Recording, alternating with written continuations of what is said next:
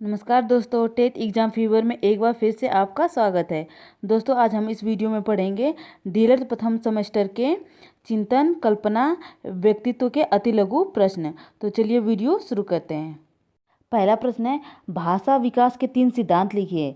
तो भाषा विकास के 3 सिद्धांत है। भाषा का विकास स्वतः हो जाता है, भाषा वातावरण में सीखी जाती है, भाषा अनुकरण द्वारा सीखी जाती है अर्थात दूसरों को देखकर सीखी जाती है। दूसरा प्रश्न है, कल्पना किसे कहते हैं। कल्पना किसे कहते हैं। तो कल्पना में पुराने अनुभवों के नींव पर विचारों की नई इमारत खड़ी की जाती है अर्थात पूर्व ज्ञान के आधार पर नवीन रचना को संगठित करना कल्पना कहलाता है। चलिए आगे देखते हैं। कल्पना का विकास किस प्रकार किया जाता है। भाषा विकास के माध्यम से तथा कहानियों तथा कथाओं के माध्यम से कल्पना का विकास किया जा सकता है।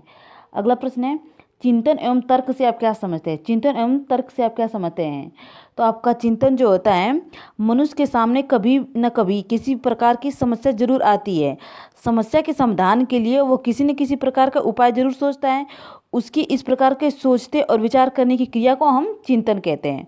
और आपका जो तर्क होता है, जब हम कुछ दिए गए तथ्यों के आधार पर कोई निष्कर्ष निकालते हैं तो उसे तर्क कहते हैं।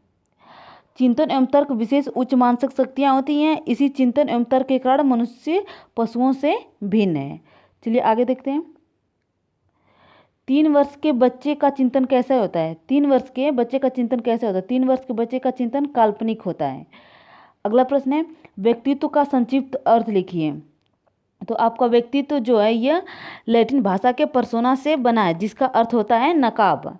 और व्यक्तित्व शब्द बहुत ही व्यापक है और इसका प्रयोग हम विभिन्न अर्थों में क्या करते हैं। यदि कोई सुंदर है तो हम कह सकते हैं कि उस व्यक्ति का व्यक्तित्व आकर्षक होता है। यदि कोई व्यक्ति सुंदर ना हो तो उसे सुंदर ना होते हुए भी अपने अच्छे विचारों से आकर्षित कर सकता है। इसी प्रकार कोई व्यक्ति अधिक बोलता है तो कोई कम बोलता है।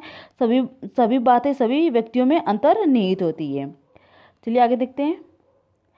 व्यक्तित्व के प्रकार लिखिए।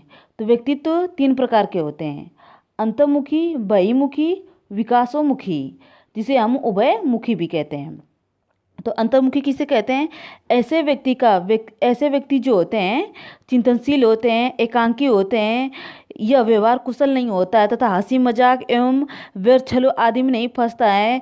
और जो अंतर्मुखी होते हैं वो दूसरों से बोलना तथा मिलना कम पसंद करते हैं। ये शीघ्र ही दुखी हो जाते हैं, अंतर्मुखी वाले व्यक्तित्व जो होते हैं। और जो बहिर्मुखी होते हैं, ये व्यक्ति जो होते हैं ये सामाजिक होते हैं तथा सामाजिक कार्यों में विशेष ध्यान रखते हैं, दूसरों के साथ मेल बढ़ाते हैं, खेल कूद में ये रुचि लेते हैं। इसमें आत्मविश्वास चरम सीमा पर होता है। जैसे आप सिकंदर, हिटलर, इंदिरा गांधी को आप समझ सकते हैं, ये बहुमुखी वाले व्यक्ति हैं। ये सबको प्रसन्न करने वाले होते हैं तथा प्रशंसकों के घिरे रहने का कामना करते हैं।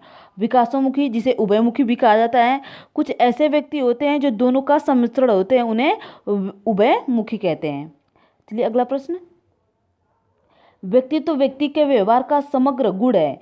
व्यक्तित्व के विकास पर वंशानुक्रम के साथ साथ पारिवारिक, सामाजिक व विद्यालय वातावरण अपना महत्वपूर्ण प्रभाव डालता है। यह कथन किसका है। तो यह कथन वुडवर्थ का है। चलिए अगला प्रश्न देखते हैं। एक अच्छे व्यक्तित्व की प्रमुख विशेषता क्या है। सामाजिक व वातावरणीय समायोजन। चलिए आगे देखते हैं।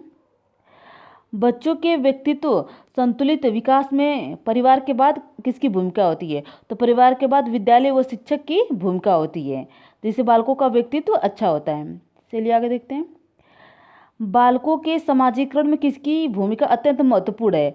उसके साथियों की भूमिका अत्यंत महत्वपूर्ण है। थैंक यू दोस्तों। यदि आपको ये वीडियो पसंद आता है तो प्लीज़ ज़्यादा से ज़्यादा लाइक, शेयर और सब्सक्राइब कीजिए।